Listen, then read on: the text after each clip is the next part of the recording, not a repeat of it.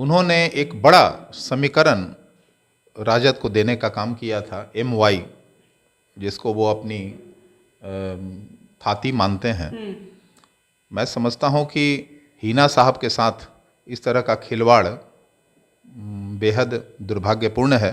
जिस समुदाय से आती हैं, निश्चित तौर पे उस समुदाय में उनकी पकड़ बहुत अच्छी खासी है, खासकर उत्तर बिहार में तो पूरी अच्छी पकड़ है। और आने वाले दिन उस समुदाय भी अपना निर्णय सुनाएंगे। आज इतनी दूरी है कि आपने देखा होगा कि गोपालगंज जो उपचुनाव हुआ उसमें भी हिना साहब को कहीं भी मौका पार्टी ने नहीं दिया, क्या उसी का खामियाजा प्रचार के तौर पे। और गोपालगंज जब चुनाव हो रहा है सीवान से सटे हुए, तो ऐसे में बहुत मौजू है कि शहाबुद्दीन साहब के किसी भी परिवार को स्टार प्रचारक के रूप में या पार्टी कहीं भी आगे बढ़ाती, जो देखा नहीं गया। गोपालगंज में हिना साहब फैक्टर रहीं, कुडनी में भी बनेंगी? कुढ़नी में बनेगी कि नहीं बनेगी, ये मुझे कहने में बहुत कुछ इंटरेस्ट नहीं है अब, क्योंकि जब पार्टी ही उनको नहीं पूछ रही है तो उसमें हम क्या कर सकते हैं। हमारी कोई टिप्पणी बेमानी होगी, लेकिन इतना जरूर होगा कि हम लोगों की पार्टी, चूंकि हम लोग समर्थन कर रहे हैं, चिराग फैक्टर अवश्य चलेगा वहाँ और विजयी होंगे वहाँ केदारनाथ जी। नमस्कार, आप लाइव बिहार देख रहे हैं। मैं हूं Rajmohan Tiwari. RJD supremo Lalu Prasad Yadav Singapore जाने से पहले अपने राष्ट्रीय कार्यकारिणी पर मुहर लगाकर गए। लगभग 81 सदस्यों की ये राष्ट्रीय कार्यकारिणी है। बहुत नेता शामिल हैं और वो भी नेता जो दूसरे दलों से आरजेडी में शामिल हुए थे। लेकिन बड़े दिलचस्प की बात यह है कि शहाबुद्दीन के परिवार के सदस्यों को इस बार राष्ट्रीय कार्यकारिणी में जगह नहीं दी गई। पिछली बार शहाबुद्दीन की पत्नी हिना साहब राष्ट्रीय कार्यकारिणी के साथ सेंट्रल पार्लियामेंट्री बोर्ड की भी सदस्य थी, लेकिन इस बार उनका पत्ता काट दिया गया। और क्या इसका मतलब ये माना जाए कि अब लालू यादव की पार्टी आरजेडी ने हिना साहब से दूरी बनानी शुरू कर दी है? बात इसी पर करेंगे। लोजपा के मुख्य प्रवक्ता राजेश भट्ट जी हमारे साथ है। किस तरह से इस पूरे मामले को देख रहे हैं? हिना साहब जी को राष्ट्रीय कार्यकारिणी में ना रखना तो बेहद चिंता का विषय है, बेहद दुखद भी है, इसलिए कि वह वैसे व्यक्तित्व की पत्नी हैं जिन्होंने पूरा जीवन राजद को सींचने में लगा दिया है। मरहूम शहाबुद्दीन साहब पूरे जीवन जो है राजद की निस्वार्थ भाव से कह लीजिए या समर्पित भावना से सेवा की है। और उन्होंने एक बड़ा समीकरण राजद को देने का काम किया था, MY, जिसको वो अपनी थाती मानते हैं। मैं समझता हूँ कि हिना साहब के साथ इस तरह का खिलवाड़ बेहद दुर्भाग्यपूर्ण है। एक जिम्मेवार परिवार से आती हैं और जिस समुदाय से आती हैं, निश्चित तौर पे उस समुदाय में उनकी पकड़ बहुत अच्छी खासी है, खासकर उत्तर बिहार में तो पूरी अच्छी पकड़ है। और आने वाले दिन उस समुदाय भी अपना निर्णय सुनाएंगे। अच्छा, आप राजनीति में रहते हैं, चीज़ों को अच्छे से समझ रहे हैं, बिहार की राजनीति को नज़दीक से देख रहे हैं, ऐसा आखिर आरजेडी ने क्यों किया? तो आरजेडी तो कई नेताओं के साथ किया। अभी जगदानंद सिंह जी देखिए, 1.5 महीने से 2 महीने से कह लीजिए 2 महीने से ना मालूम अंदरूनी क्या है कलह, वो सामने नहीं आ पा रहा है। लेकिन देखना यह दिलचस्प जरूर है कि उनके पुत्र ने जब से मंत्रिमंडल से इस्तीफा दिया है, पूरी तरह वो गौन है। पार्टी के कार्यालय दफ्तर भी नहीं आते हैं। तो आने वाले हैं सुनने नहीं, ठीक है, ये तो हम बहुत दिनों से सुन रहे हैं कि अब मान गए हैं। अब नहीं, ये एक बात होता है। देखिए, जगदानंद सिंह जी जो हैं, पूरा जन्म उन्होंने अपने पार्टी को सींचा है, पार्टी के बड़े निष्ठावान रहे, पार्टी के प्रति समर्पण उनका रहा है। और उसके बावजूद भी किसी बात की अगर कोई उन्हें दुख है तो पार्टी के अंदर फोरम में इस पे चर्चा होनी चाहिए थी।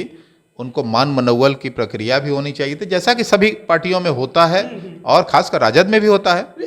वो राजद होता में है होता और राजद में ऐसा अब कहा जा रहा है कि हो गया है, लेकिन सवाल हिना शहाब को लेकर ज्यादा है क्योंकि जिस प्रकार से उनको अलग किया गया है फिलहाल, क्या अब उनके परिवार से आरजेडी कहिए या लालू परिवार ने दूरी बनानी शुरू कर दी तो है?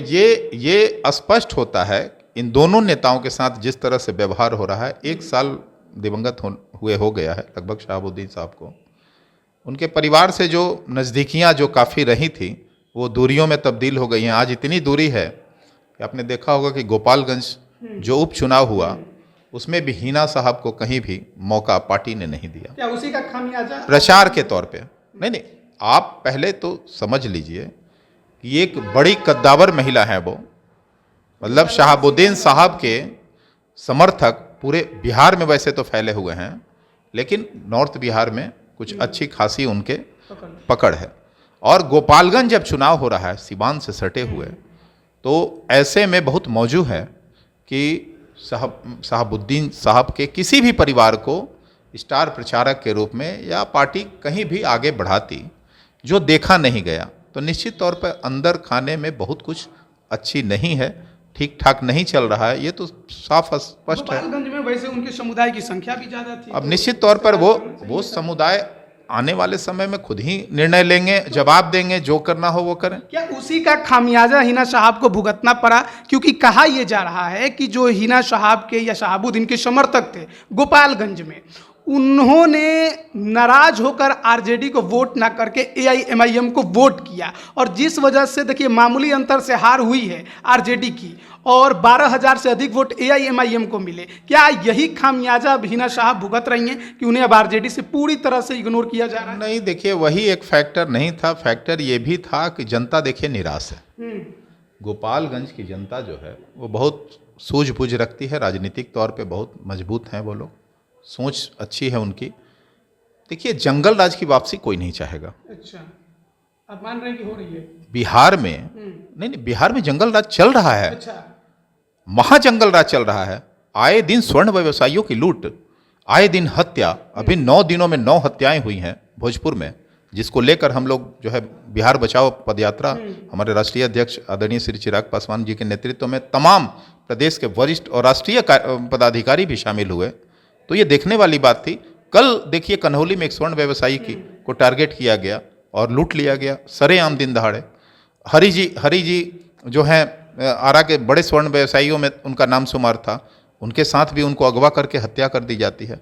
तो एक भय का माहौल जो पहले था, जो सुनने में आता था, वो फिर आज पुनरावृत्ति उसकी हो रही है। तो महाजंगल के संकेत मिल रहे हैं। पूरा बिहार जो है भय के माहौल में है, और इसको लेकर ये मतदाता जो है, जनता जनार्दन जो है, वो नहीं चाहते हैं कि फिर से जंगल राज की वापसी हो। तो नीतीश कुमार के कारण ये महाजंगल राज आ रहा है ना। अब तो ये कहना होगा कि जो नीतीश कुमार जी जंगल राज की दुहाई करके आज 17 सालों तक सत्ता पे आसीन रहे, उन्हें शर्म नहीं आती उसी जंगल राज की गोद में बैठकर, और सत्ता की कुर्सी पर आज आसीन है। गोपालगंज में हिना साहब फैक्टर रहीं, कुडनी में भी बनेंगी?